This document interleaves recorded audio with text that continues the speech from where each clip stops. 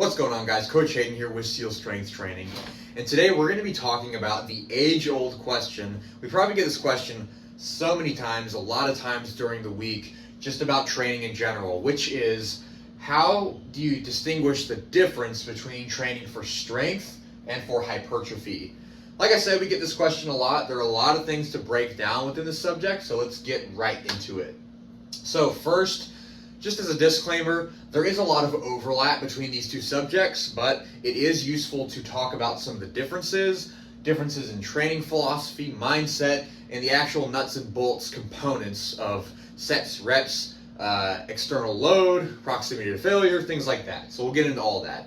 So first, let's start with strength, because steel strength training, that's usually our forte. Although we do talk about hypertrophy, this is mainly what we're concerned about here at Steel. So first is external load, and I'm going to group that with proximity to failure, and you'll see why. So generally speaking, for the majority of your training, when we're dealing with the barbell movements, the squat, the bench press, the deadlift, and the overhead press, we need to think about what we mean by strength. We need to provide a definition. As an overall view, strength is the ability to produce force within a certain context. That means that there are different types of strength. Usually when it comes to barbell sports, or even just training with barbells, we mean low velocity, maximal strength development. So if you think about a heavy barbell squat or a heavy deadlift, those are low velocity movements. In comparison to high velocity strength, you can think about an Olympic weightlifter who moves weight very quickly, or even someone who is a short distance sprinter. They have to move their body weight in a way that is efficient and fast with force production. In other words, power, that's what that is called. There's also strength endurance, like a long distance runner, someone who maybe bikes for a long distance, or even swimming. Those are all versions of strength, and for each of those categories you can develop strength in a way to improve those adaptations. But for what we do here at Steel, and for what we're going to be talking about today, we're going to limit our discussion to low velocity maximal strength development. That's what we're going to be talking about. So with that in mind, let's talk about external load and proximity to failure. So with strength training in general, you want to keep your external load anywhere between 65 to 85% of a 1 rep max. Now, just with a 1 rep max in general, this can either be an actual 1 rep max, one that you've actually completed within training, and then you take percentages off of that 1 rep max, or it can be an estimated 1 rep max based off of, for example, the RPE scale, to where you can take any set for any rep range, and then whatever RPE rating that you've given it, you can backwards calculate an estimated 1 rep max for your performance potential on that day. So regardless of if it's actual or estimated, you can take a percentage off of that weight and then do a certain number of reps with that percentage. But with that in mind, this number, the percentage of 1 rep max, doesn't tell us everything. Namely, it doesn't tell us how close we are to failure. How many reps are we doing? How close should we be getting to that failure line? That's what the reps in reserve is going to tell us. So with this range, 65% to 85% of a 1RM, we want to be anywhere between 2 to 5 reps away from failure. Or we want to have 2 to 5 reps in reserve, also known as RIR. And for those of you who are familiar with RPE, this is going to be anywhere from an RPE 5 to an 8. That's going to be our workable range. Main reason why we want the majority of our training to look like this is because it's close enough to a maximum effort to be specific for the adaptations that we want, but it's far away enough to where we're not going to accumulate lots of excessive fatigue to where it's going to be inhibiting the rest of our training. So this is where you want to spend most of your time. As we get a little more specific, so let's say that you're into powerlifting, or you just really want to develop your 1 rep max strength. That means that we need to get some good practice dealing with heavy singles, moving a heavy weight for 1 rep. In that case, we need to increase the external load just a little bit. We want to work anywhere from 85% to 90% of a 1 rep max. And your reps in reserve scheme is going to be a little bit different. Since we want it to be heavier, we want to be anywhere from 0 to 3 reps in reserve. So we're either going all the way to failure, or we're leaving a few reps in the tank. And translating this, that would be anywhere from an RPE 7 to a 10. So that's much more fatiguing compared to the majority of the work that you will do in training. But as I said before, we're going to sprinkle in these kinds of heavy attempts occasionally during training as needed, because there is a lot of fatigue cost that comes with this. Secondly is volume. So now that we talked about some parameters of strength training, this covers a lot of bases. We know what kinds of percentages of 1 rep max to use, how far away from failure, and when occasionally do we need to input some heavier work. Now we need to talk about volume. Really, with volume schemes in particular, this is just going to be whatever it needs to be. Or in other words, we are looking at volume in a dose-response relationship. In the exercise science literature, there has been a robust relationship between the amount of training volume in your program and the amount of adaptations for strength. Now, this is not to a fault or all the way in one direction without any other barriers that you might come across. So does that mean that everyone needs to be doing 100 reps of squats, deadlifts, bench press, and overhead press? Not exactly, because most people could not tolerate that. It would be overwhelmingly stressful. There'd be too much soreness, too much your performance would go in the tank if you tried to do 100 reps within these parameters. It'd just be overwhelmingly stressful. But you can slowly move up the dial as needed in order to drive long-term progress. So that's strength as an overview. When we look over at hypertrophy, we have a couple of things that we think about that are different than strength, but as I walk through these line items, you might see a lot of similarities. First is mechanical loading.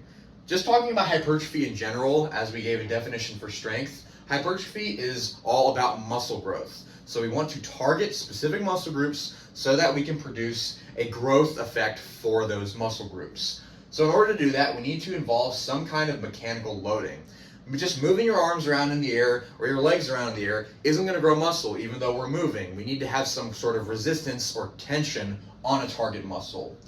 Next is what's called a loaded stretch. When you think about a bicep curl, for example, and you're curling the weight on the way up, that's the concentric movement when the muscle is contracting. When we lower the weight, the muscle is lengthening, and it's also called the eccentric portion of the movement. And in this part, the muscle is stretching. So when we are handling a weight using mechanical loading and we are stretching that muscle, that is a loaded stretch. This portion of any movement has demonstrated to be uniquely beneficial for hypertrophy. Not that raising it on the curl is not useful, it is incredibly useful, but that loaded stretch seems to have something specific to hypertrophy. That's all, we're going to keep that in mind. Third is motor unit recruitment.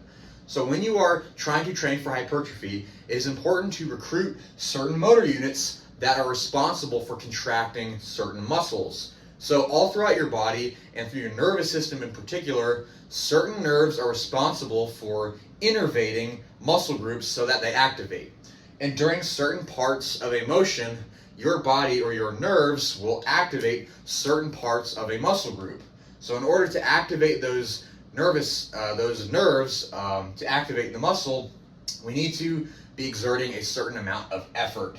And in terms of a 1 rep max, like we did with strength, we're going to use percentages. Now with hypertrophy, no one really cares about how much you can do a bicep curl for 1 rep. No one really cares about that level of strength, generally speaking, but we're going to use it as a means of measurement.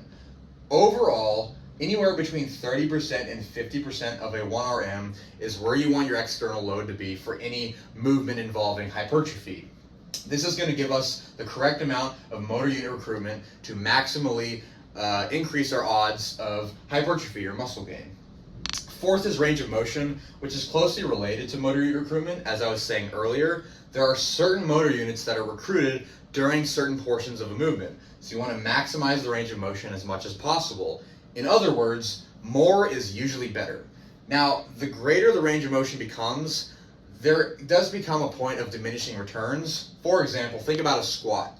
You could make a strong argument that a full depth squat that goes below parallel is better than a squat that's only a quarter squat. However, to say that a squat 2 inches below parallel is so much better than a squat that is 1 inch below parallel, kind of tough to make that argument because it is relatively large in terms of range of motion. Maybe a little bit of marginal benefit by that extra inch, but not really a strong argument to make off of that. But just generally speaking, more is better in terms of range of motion. Next, we have metabolic stress. So if you've ever been doing bicep curls or any movement in a higher rep range, you know when you start to feel that burn towards the end of the set, especially if you're getting closer to failure, there are a couple of things going on. One is lactate buildup. Oftentimes people think about lactic acid. This is not actually what accumulates in the muscle. It occurs in the form of lactate, which is a different variation of that compound. Basically, the chemicals are arranged in a slightly different way, but exist in the form of lactate. The next is metabolites. These are ions and other compounds that are accumulated in a muscle group that can produce what is called the pump. Now, with the pump in particular, if you think about that high rep set, what usually happens is a muscle will enlarge, it feels a little more puffed up, you might see a little more maybe of your veins popping out through your bicep or through other muscle groups. This is usually what happens with the pump. Now, I don't want you to think about the pump as causing hypertrophy, but it can be an artifact of a productive training scheme for hypertrophy. So if we're doing everything right, then you might perceive or experience the pump every once in a while, and that can be a good thing. Next, we have volume, which just like strength training is dose dependent. So as we do more volume, we generally have greater increases of hypertrophy. To a point. I mean, we don't just want to throw infinite amounts of volume into the system every time, but it's as tolerated. So that's pretty much it with volume. Lastly, you have exercises. Now with hypertrophy, we have some more options with exercise selection because we're not worried about maximal strength production within a limited number of movements like the squat, bench press, deadlift, overhead press. That's more so for strength. With hypertrophy, we have a few more extra options. And one benefit of greater exercise selection is what is called fatigue management. So for example, let's say that you're trying to train your quads and you want to do squats, for example. Squats are great for quad development, but they also load other muscle groups, like all the muscles in your trunk, your back, your hamstrings. All of those other muscles are contributing to the movement. And it's not a bad thing, but they can become a limiting factor. And when you're doing a barbell squat, it is very fatiguing in comparison to a lunge, for example, to where you're really only targeting the quads, maybe a little bit of glutes, but you get the idea. If you want to choose a movement that is more targeted or specific for the quadriceps, then you might want to pick a more isolated movement like the lunge in comparison to a squat. There might be utility for one over the other during a training program, but you get the idea. We have a lot more options with hypertrophy. Okay, so taking a step back from both of these subjects, you can see just by doing a little side-by-side comparison, there is a lot of overlap, which is why people who train for strength can gain a good amount of muscle mass, and why people who train specifically for hypertrophy can get stronger in those movements. And that's why, especially as you start out, it's not incredibly vital that you specialize right away. In fact, if you look at most of the literature on exercise, longevity, and increases in performance over the long term, when someone just starts training, it's not very important for them to specialize in one thing. It's actually more beneficial to build a broad base of physical preparedness so that you can then specialize in a specific area of training later on. So it's actually great to get a good swath of all of these benefits by doing a little bit of both, which is why there's a lot of overlap between these two priorities. All right, so we definitely haven't covered everything as far as strength and hypertrophy goes, but just to highlight some of the main markers of what makes strength specific to itself, what makes hypertrophy specific, and where you can find lots of overlap. So don't sweat it. If you first started training, just come in, see us. We will train you, we will develop your muscles, we will develop your strength, and then as you get more experience, you can choose to specialize or just keep doing what you're doing, because long term, what's going to make the biggest impact is training for the rest of your life. That is what we want for all people here at Steel. That's it for today. Catch you guys next time.